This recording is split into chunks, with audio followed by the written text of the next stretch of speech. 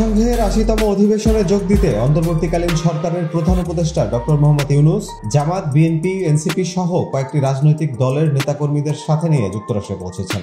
সেখানে পৌঁছালে নিউ ইয়র্কের জ্যাকসন হাইটসে বিএনপি সমর্থকরা প্রতিনিধি দলের সাথে থাকা মির্জা ফখরুল সহ সকলকে স্বাগত জানানোর জন্য মিছিল নিয়ে বের হলে আওয়ামী সমর্থকরা তাদের উপরে হামলা চালায়।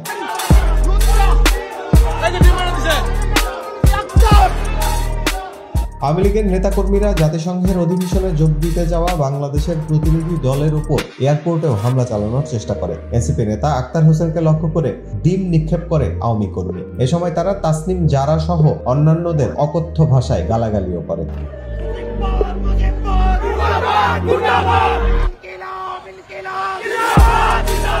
এই ঘটনার প্রতিবাদে শীঘ্রই নিবন্ধন পেতে যাওয়া এনসিপির নেতাকর্মীদের সাথে নিয়ে আক্তার হোসেন আওয়ামী লীগ ও মুজিববাদের বিরুদ্ধে স্লোগান দেয়। জামাতের নায়েবে আমির সৈয়দ আব্দুল্লাহ মোহাম্মদ তাহেরও এই ঘটনার প্রতিবাদ জানান। সে সময় হোটেল গ্র্যান্ড হায়াতের সামনে নিষিদ্ধ আওয়ামী লীগ ও এনসিপি নেতারা মুখোমুখি অবস্থান নেয় এবং স্লোগান দিতে থাকে।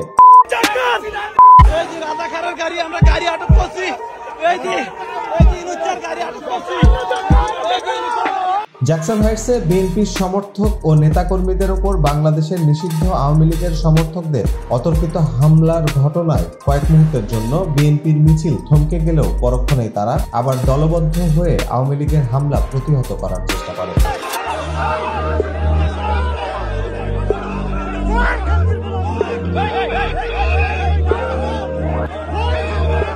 বিএনপির প্রবাসী কর্মীদের উপর এমন ন্যাক্কারজনক হামলার পরপরই নিউ ইয়র্ক পুলিশ সেখানে এসে উপস্থিত হয় এবং পরিস্থিতি নিয়ন্ত্রণে আনে। এই ঘটনায় হতাহতের সংখ্যা এখনো জানা যায়নি। দলের প্রবাসী কর্মীদের উপর এমন হামলার তীব্র নিন্দা জানিয়েছেন মির্জা ফখরুল ইসলাম আলমগীর এবং অন্যান্যরা। হাসান উইকলি ইনকিলাব।